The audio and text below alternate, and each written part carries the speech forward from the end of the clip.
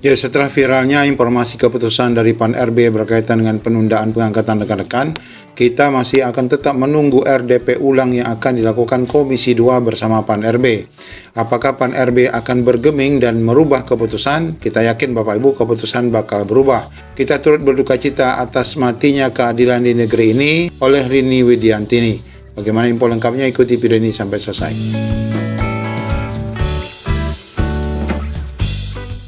Hasil rapat Komisi 2 yang menimbulkan pro kontra antara Komisi 2 sendiri dengan keputusan PAN-RB yang menunda pengangkatan CSN, di mana kita telah mendengarkan Komisi 2 akan segera memanggil untuk melakukan RDP ulang dengan PAN-RB serta BKN. Apakah nanti PAN-RB ini akan bergeming ataupun merubah daripada keputusan? Kita akan tunggu hasil RDP terbaru. Nah, Bapak Ibu mendengar dari informasi yang beredar saat ini, sepertinya PAN-RB masih belum bergeming ya. Mereka masih optimis menyampaikan perubahan penundaan sebagaimana yang disampaikan Bapak Aba dalam wawancara bersama Berita 1. Mari kita simak informasinya. Dalam rapat dengar pendapat tersebut, Menteri Rini menyampaikan jadwal pengangkatan CPNS disesuaikan menjadi Oktober 2025 bukanlah penundaan, melainkan agar semua CPNS bisa diangkat secara bersamaan. Hal tersebut mempertimbangkan kebutuhan penataan serta penempatan ASN untuk mendukung program prioritas pembangunan. Rini juga memastikan penyesuaian pengangkatan CPNS itu bukan karena adanya kebijakan efisiensi anggaran yang diterapkan oleh pemerintah. Menurut Rini, pihaknya perlu menyelesaikan pengumuman-pengumuman terkait dengan CPNS di berbagai instansi terlebih dahulu. Adapun bagi pelamar yang telah mengikuti dan dinyatakan lulus seleksi CASN, tetap diangkat sebagai pegawai ASN. Karena tadi ada beberapa ada kebutuhan penempatan ASN sebagai prioritas pembangunan, kemudian juga kami juga ada beberapa instansi pemerintah yang meminta penundaan dan lain sebagainya, maka kami ingin mengusulkan dilakukan penyesuaian Pak Pimpinan, penyesuaian jadwal pengangkatan CASN ini setidaknya di tahun 2026 sudah bisa kita selesaikan. Dan pemirsa, apa sebenarnya yang menjadi alasan utama mengapa jadwal yang sudah ditetapkan ini akan dimundurkan? Kita sudah terhubung melalui sambungan virtual dengan Bapak Aba Subagja selaku Deputi Bidang SDM Kementerian PAN-RB. Selamat sore Pak Aba. Selamat sore Mas Aja. Assalamualaikum teman-teman semua. Waalaikumsalam, salam sehat. Terima kasih Bapak. Bapak mungkin pertama-tama boleh disampaikan Pak mungkin secara singkat inti dari penyebab mengapa jadwal yang sudah semula ditetapkan di Maret ini dimundur Pak jadwalnya. Ya, jadi yang pertama bahwa pengadaan ASN tahun 2024 ini termasuk yang cukup lumayan banyak. Jadi dari 2,3 juta itu yang untuk ditetapkan formasi yaitu 1,2 juta. Dan yang kedua adalah saat ini juga ada penerimaan bukan hanya PNS, bukan hanya CPNS, tapi juga pegawai pemerintah dengan perjanjian kerja. Yang P3K ini adalah mandat undang-undang, kan gitu ya. Sehingga jumlahnya itu ya 800 ribuan itu yang sudah terdaftar gitu dari penetapan formasi yang untuk P3K. Nah, oleh sebab itu maka sesungguhnya ini ada beberapa tahapan, Mbak Zoja, kemarin juga ada beberapa kali kita perpanjangan. Bahkan selain tahap 1, kemudian ada tahap kedua karena ada beberapa teman-teman yang belum terakomodir gitu ya. Sehingga kita membuka tahap 2, sehingga kita memberikan kesempatan yang seluas-luasnya. Dari tahap 2 pun kita sudah 2 kali melakukan pengunduran jadwal. Jadi sebetulnya penundaan ini merupakan hal yang dinamis biasanya terjadi gitu ya. Dan memang di sisi lain juga dengan adanya P3K tadi yang akan masuk yang berasal dari tenaga honorer, maka kita perlu penataan sebagaimana disampaikan oleh Bu Menteri ya, penataan untuk prioritas pembangunannya, kebutuhan kompetensinya. Kemudian juga kita harus menuntaskan berbagai tantangan kita lah dalam menata ASN kita. Nah, di samping itu penataan ini juga terkait dengan kelembagaan-kelembagaan yang memang ada kelembagaan yang bergabung, yang pisah gitu ya. Dulu formasinya satu tuh Mbak Soja ya. Sekarang ini ada pembagian lah untuk formasi yang sudah ada ditetapkan dulu sehingga ini harus ada pemecahan dan penataan. Nah, oleh sebab itu maka seringkali juga bahwa dulu penetapannya itu berbeda-beda gitu ya, berbeda-beda.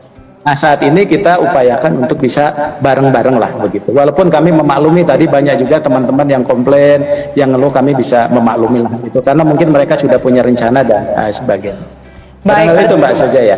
Baik, berarti memang karena salah satunya ada proses yang harus dilalui karena juga memang permintaan yang saat ini jabat, ini memang ada nomenklatur yang bertambah ya Pak ya, jadi pembagian juga harus dilakukan spesifik mungkin.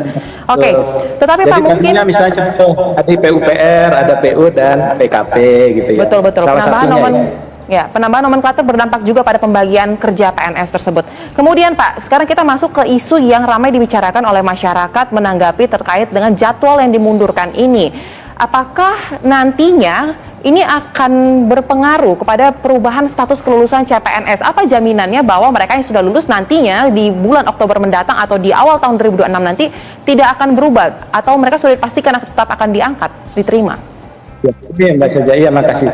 Jadi yang pertama bahwa memang ada kekhawatiran sih yang paling utama itu ya. Kekhawatiran seolah-olah nanti dengan mereka ada pengunduran itu jangan-jangan namanya jadi berubah dan sebagainya. Proses seleksi ASN itu sudah cukup transparan ya. Sudah cukup transparan. Jadi tidak mungkin ada orang yang sudah dinyatakan lulus kemudian dia tidak lulus pada waktunya. Jadi proses ini adalah hanya memundurkan saja ya. Seperti zaman dulu Mbak Zoja, waktu saya itu juga mundurnya bisa sampai setahun dulu saya itu waktu saya ketika jadi CPNS gitu ya. Jadi 96 saya 97 saya baru bekerja pada saat itu. Nah, oleh sebab itu untuk proses ini tidak perlu khawatir, apalagi teman-teman PNS gitu yang CPNS yang sudah mereka juga berkompetisi kemudian lulus, itu dipastikan pasti dia lulus karena datanya sudah ada di dalam database BKN ya. Termasuk juga bagi teman-teman yang P3K ya, apalagi yang P3K karena P3K itu 100% untuk tenaga non-ASN dan tenaga honorer yang kita jamin insya Allah kalau mereka sudah mendaftar dan ikut seleksi nanti bisa diangkat menjadi P3K atau pegawai pemerintah dengan perjanjian kerja. Jadi tidak ada persoalan, mungkin juga usulan SK dan semuanya juga sudah disiapkan dengan nama yang bersangkutan, hanya saja nanti prosesnya supaya berbarengan sambil melakukan penataan ya, sehingga tidak ada orang yang komplain loh kok itu yang duluan ini belakangan. Nah sekarang BKN itu akan melakukan secara berbarengan. Saya kira ini kelihatannya menjadi sama nanti untuk pengangkatan mereka, TMT-nya terhitung mulai tanggalnya gitu. Baik. Gitu Mbak Soje.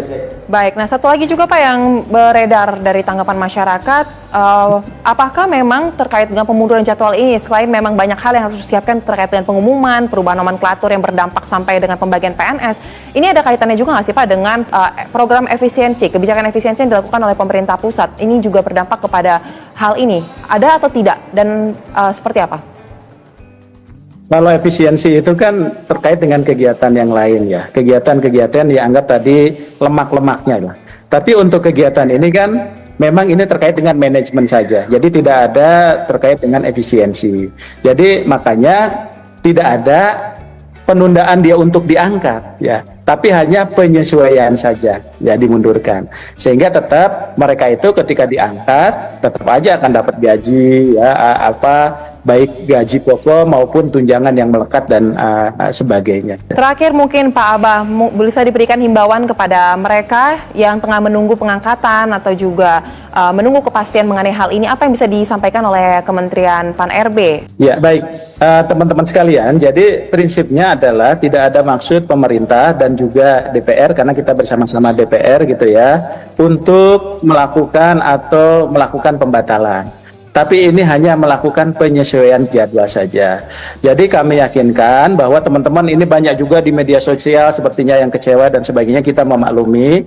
Tapi secara prinsip bahwa tidak perlu khawatir, teman-teman tadi yang sudah mengikuti seleksi secara ketat, sudah lulus, kita sangat apresiasi dan mudah-mudahan bisa mengabdi nanti di birokrasi dan nanti bisa bergabung setelah nanti pengangkatan. Tapi juga nanti ada proses pembelajaran. Apalagi yang P3K, ini teman honorer, pegawai non-ASN yang sudah bekerja, karena mereka itu tetap digaji sampai pengangkatan, Mbak Zoza. Ya, khususnya yang P3K, karena P3K ini sudah bekerja saat ini.